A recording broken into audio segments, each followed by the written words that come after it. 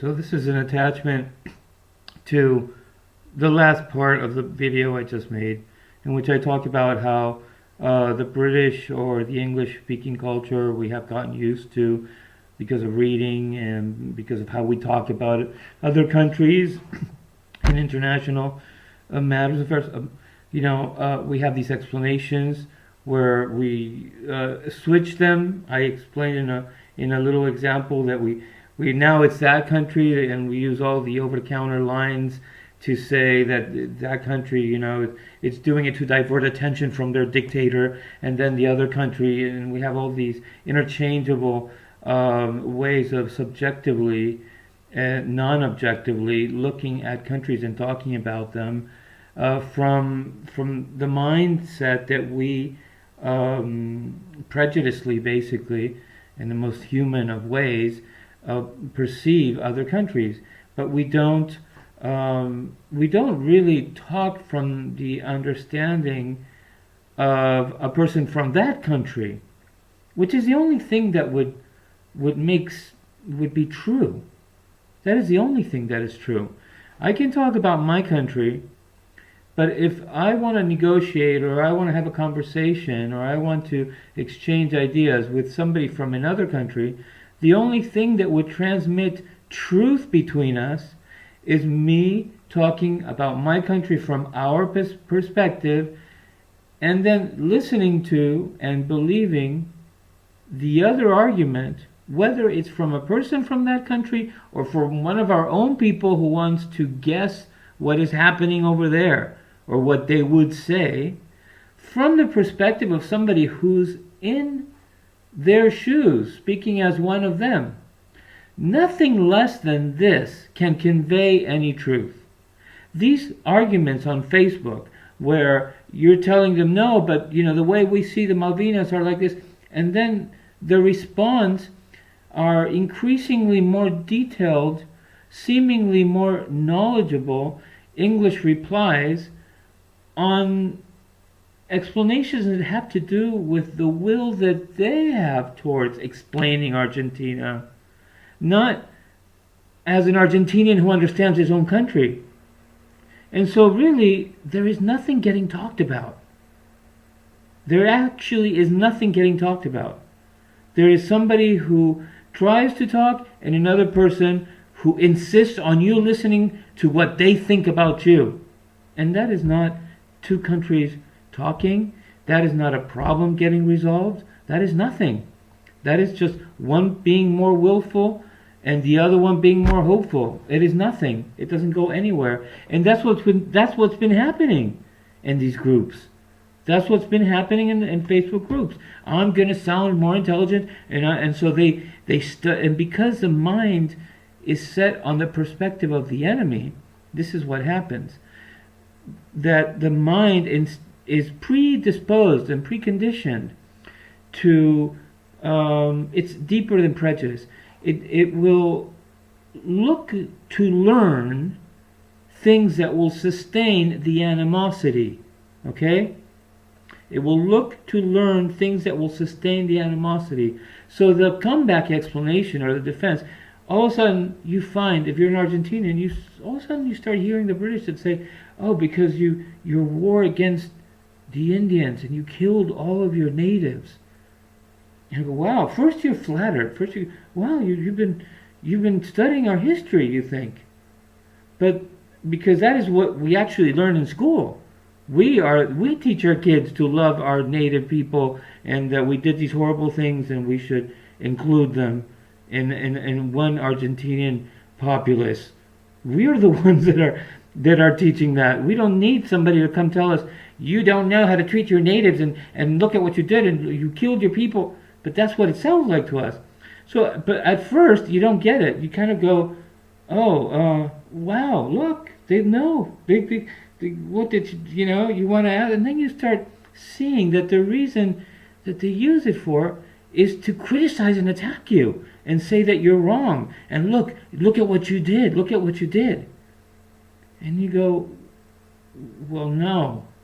Then you readjust yourself, and you see a few other things. One is that you can see an explanation that is not really accurate. It doesn't understand from the heart why it happened, and it's based, and it starts sounding more like the English speaker borrowed things that are from their culture, from their own criticisms of other countries, and from their own country, inside their own country, or things that happen, and they try to apply it to us. That's what it starts becoming like. Or, well, this is getting talked about. Actually, the Argentinians are so straightforward and so trusting and good-hearted that they actually explain to the British. It's so funny. They actually explain to the British what they're, how they are corrupting. If you were more defensive, like somebody who's always, mistrusting countries and ready to war, you would be secretive. You wouldn't tell them. We know how you're doing this. You wouldn't say that. But the Argentinians are still trusting. They still think that they tried really hard to win a war. Anyways. And it's hideous. It's hideous, and I think there should be 100,000 people more 100,000 more Americans defending the Argentinians. That's what I feel. Because they don't dominate the English language, and they go out with their heart. And if you have a country, there are good people in England, and there would be a good group of people who interact with the Argentinians, but because there's animosity recruits the motivated people, and all Argentinians are exposed to are this horrible. It's just, what? I've written about this, and I'm telling you, the mistake was that when the war ended, Britain, it is the victor, okay? It is the one that says, okay, now we've got to do this. I mean, they sure make you sign a declaration of surrender, so they might as well continue and say, now, let's put things back in their place. Let's make sure the islanders and the Argentinians go back to zero animosity like it was before. That the islanders learn and see that it was the military crazy, drunken, genocidal junta that did this to them, not the Argentinian people. Let's take care of all these things. And because the British didn't do that, they did the opposite. I'm not saying that they started campaigning hate the Argentinians, but wherever it came from, they fostered it, and they sure as hell reinforced it by putting a base for the purpose of defending the islands from Argentina, that had no more military left, that had no desire, it still was the same country, a non-warring country that just wants to play loudly and be liked and have fun, and it does not have any warlike thoughts towards any countries, and it still was the same country after the war. It wasn't angry and revengeful and resented and, we're going to get them still, like you might think in the Middle East. There's always something harboring, and they're losing, and there's another monster head that comes up. No, this is a passive, Western friendly nation, and the British decided to take set the other tone. And I wrote about this. You could easily construe that it was a conscious decision to seed, to fuel suspicion, enhanced with the presence of a military base, and all of the supporting discourses, all of the, that the Argentinians that this for this reason, and they are aggressive, they're invasive, they're colonial, imperialist, because they didn't want to let ships with. It's so. The truth of it is, look at how little they're doing. They're not letting ships with the British flag go to their harbors. That's their diplomatic fight. Commensurate with the passion they feel about being wronged and the injustice committed 150 years before that they are holding on to, and they want to make right, and they insist that they have the right to be acknowledged and and settled with in the discussion as any nation would, compared to the caliber of this. Saying that we're not going to let ships flying the Falklands flag going to our harbors, and we're going to boycott this and that, is nothing. It's passive. It's how it should be. I mean, in fact, England and America are making examples of that. They have said that the boycott of Cuba is implying that it's a demonstration of civility, of not going to war. Then they go and kill other people, other countries, in other wars, and other leaders. But as far as the element of boycotting is supposed to represent passive diplomacy of countries that don't want to war. But when it came to Argentina, so that's why it's so ridiculous. When accusations of propaganda have been made, the British immediately said, before they're right about that, quickly take it and turn it around, make it about them using propaganda. It's like they're a machine. As soon as they have a radar for the first Argentinian that says something intelligent, and said before they start talking that way, make it about that, so they can't use that. They're the imperialists. Britain has a 200, 300, 400-year-old history of surviving and thriving through warring nations. It is ingrained. It is a warring country. It's children that grow up learning about their wars. They are smart, they are intelligent when it comes to confrontation, winning arguments, psychology, the psychology of arguing, the psychology of discussion, and it has evolved into very incisive things, intentions and incisive ways of incisive purposes, rather, in the argument, in the strategy, and the Argentinians are not. They're not. They're not smart and savvy in many ways. But the British chose to turn it into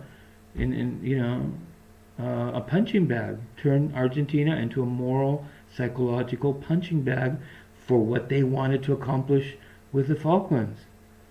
So I've never understood why the Argentinians are not more upset and don't protect their good heart, don't see what they had, the innocence that many countries wish they still had after having suffered and hurt so many other countries.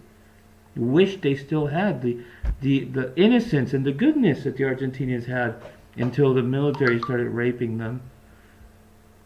But they were at a wonderful, wonderful moment in the 70s before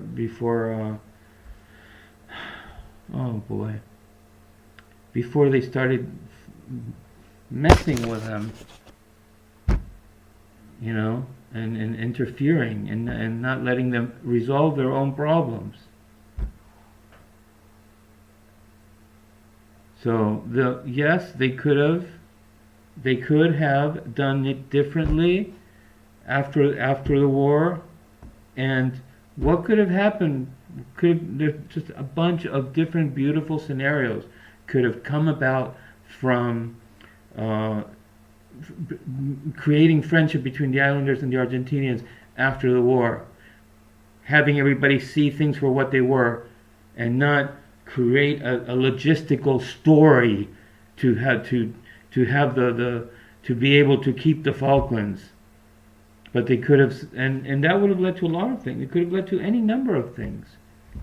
And the islanders having a more independent, more autonomous, truly self-designed government, supported by Argentina. Argentina could have, when you're friends, you can, all of a sudden there are no problems. You're like Uruguay and Argentina. They're two countries, but there's nothing that says it in our governments.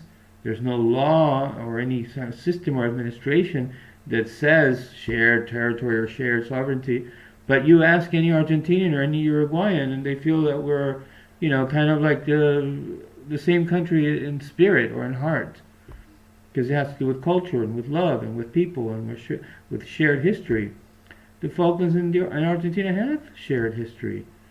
There's geography saying, you guys, you're basically, you can be your own little country, but you have a continent right there. We're fighting Mother Nature. We're trying to go. Why? Because the British have to have, everything they want. They have to control and devise and make a whole system and engineer how to win. Okay. That's my anti-British. Wow, what a monster. I'm so hateful towards the British. Jesus Christ. Everybody loves the British. We all love the British in America. We think they're so cute. They're this, they're that, they're that. What does it mean? You want me to tell you? When I first went to Britain the first time in my life, I wasn't really greeted with hospitality and love and curiosity. I went to a flea market. I met my friend, my Persian girlfriend from LA. She met me in London. I was 19. People were kind of distant, how they are in Europe. They're a little cold, not quick to become your friends. And we went to a flea market. People were just being nice and polite, and we were talking loudly, and I was a teenager, and I was kind of acting goofy and loud and clowny.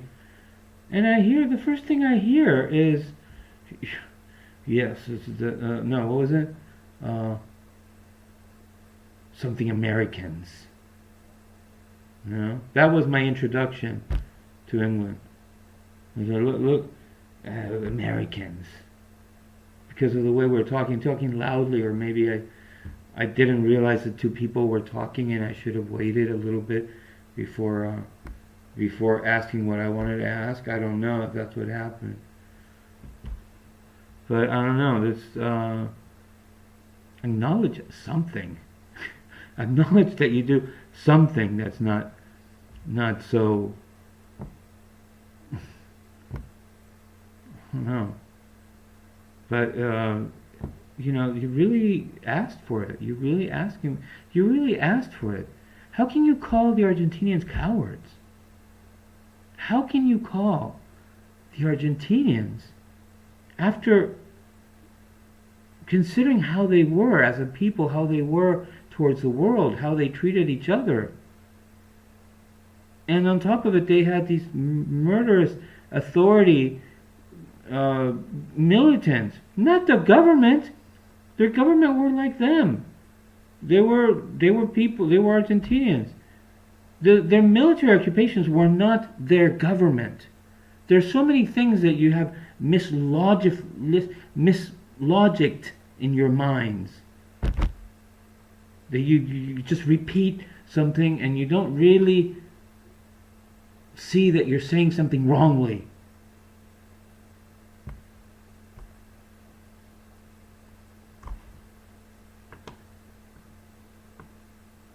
How can you call them cowards? It makes no sense. How can you boast a liberation day like they were Saddam Hussein's army? That where do you borrow this stuff from? Why do you throw it against whoever you want to beat? Throw them the worst we got to the ones we want to win. Who cares what the world thinks about them?